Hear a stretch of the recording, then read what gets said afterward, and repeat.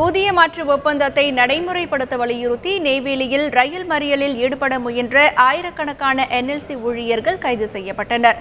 NLC தொழிலாளர்கள் 5 அம்ச கோரிக்கைகளை முன்வைத்து காலவரையற்ற வேலை நிறுத்த போராட்டத்தில் ஈடுபட்டுள்ளனர். அடுத்த கட்டமாக இன்று ரயில் மறியல் போராட்டம் நடத்துவதாக தொழிலாளர்கள் அறிவித்திருந்தனர்.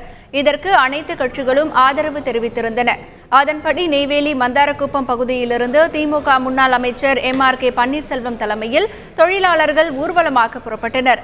மந்தாரக்குப்பம் ரயில் நிலையத்தின் நுழைவு வாயிலுக்குள் நுழைந்த ஊழியர்களை தடுத்து நிறுத்திய காவல்துறையினர் அவர்களை கைது செய்தனர். NLC தொழிலாளர்கள் பிரச்சினைக்கு மத்திய மாநில அரசுகள் உடனடியாக சுமூக தீர்வு காண வேண்டும் என போராட்டத்தில் பங்கேற்றவர்கள் கோரிக்கை விடுத்துள்ளனர். இது முடியவில்லை என்றால் அலட்சியப்படுத்தினால் இன்னும் மேலும் நாங்கள் அனைத்து அரசு கட்சியும் பேசி வேறு பல போராட்டங்கள் எல்லோரும் மக்களும் கலந்து கொள்கின்ற அளவுக்கு போராட்டத்தை நாங்கள் நடத்துவோம்.